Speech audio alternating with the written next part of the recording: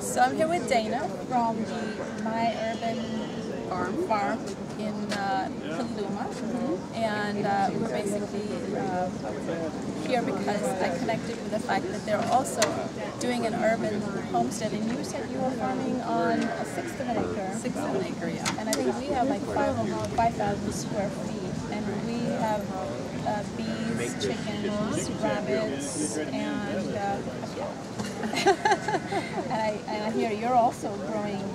Yeah, we do rabbits colony style, which is a very interesting way to do rabbits if you're not familiar with colony.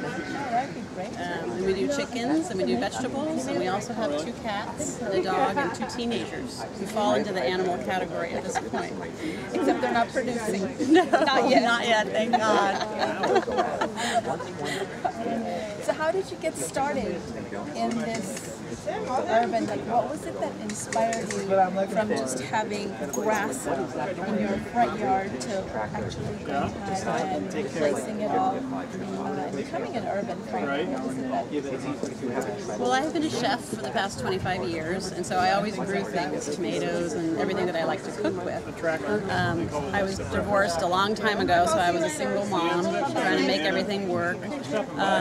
And Michael, my husband, and I met on Match.com, and he moved here from Arizona where he was a contractor.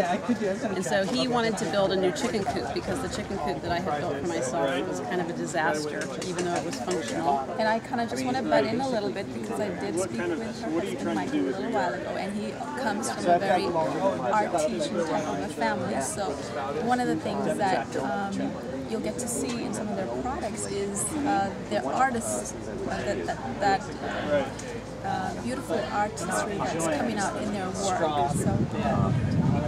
So I always had vegetable gardens at my house, and as one of my jobs, I was a private chef for a family, and the woman was suffering from cancer. And so she had to have a very pure, restrictive diet. Everything had to be the most organic, the most pure, very simply cooked. And I just got very interested about the whole medicinal properties of food, and the more I learned about our food system through cooking for her, the more horrified I got about the food that you bought at the store. So I planted more and did more and planted more and did more.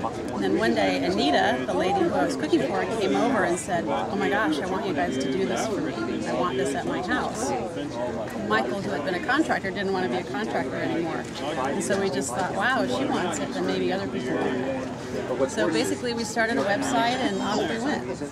And slowly we learned that you didn't have to buy boutique wood at boutique salvage yards. You could go to the dump and get wood. You could contact fence companies and get their fences that they pulled down. You could go to junkyards and find old doors like that. And so we're getting very good at salvaging stuff and bringing our costs down so that we can do this for other people and be able to make a living at it for ourselves. So behind us is this chicken coop is it Michael that built this one? We both built this one. So tell us a little bit of history about where the wood for this coop came. A lot of this wood came from a barn in where is it? North of here. We took the barn down ourselves, which was a lot of work. All the big timbers came from that barn. All these kind of pieces of wood. There was another house over in the Napa Valley where all the redwood, where painted wood came from. The green came from a house that was torn down, also where the barn was, and that name of that place isn't coming to me. So it's like coming from all over the place. It all has a history. Even with hardware. Yeah, this is just an old thing that we found that we thought was a cool knob. It's a really cool knob. The bottom timbers came from an old church in San Francisco. Wow. This tin was part of an old building in Petaluma that they tore down. And we just thought the graffiti on it was the coolest thing ever. So the wood comes from all over the place. And the one thing that I also thought was kind of funny, which I didn't really realize, because the first time I walked by, I just thought, oh wow, that's a beautiful sign. But I didn't realize that it was a door. And I came back and I looked, and Wow. So we do. That's really fun. We do that kind of Yeah, stuff. we did a project for a woman down in the South Bay, and she just had this pile of junk, and she said, "Do you want it?" And we were like, "Oh yeah." And that door was in the pile of junk, and it was all painted, and so we sanded it all off and created a planter box out of it because I thought that was a pretty neat idea. So anything, would you like, is there anything that you would want to say to encourage? Because one of the things at Growing Home that we're very passionate about is, you know, we want other people to understand the importance of having an urban farm. For me, not only is it about growing food, it's a little bit deeper than that. It's more about the connection that I feel to the earth. And you know, we just heard a lecture on biodynamics, and she said, never call Earth Earth, it's always Mother Earth, because she feeds us. And she not only feeds us, you know, just lovely tomatoes and bell peppers, but she feeds our soul as well. And so I want people to understand how beautiful it is to live in harmony with our land, right, and with our food. Right. What's your message? What would you like to say? What would you like other people to say or know about? Growing your own food at your house will put you in touch with the seasons, with the weather, with what grows at what time of year. It'll put you in touch with your neighbors because you'll have something to talk to your neighbors about. You can give your neighbors a bowl of tomatoes or a basket of eggs. So it brings communities together.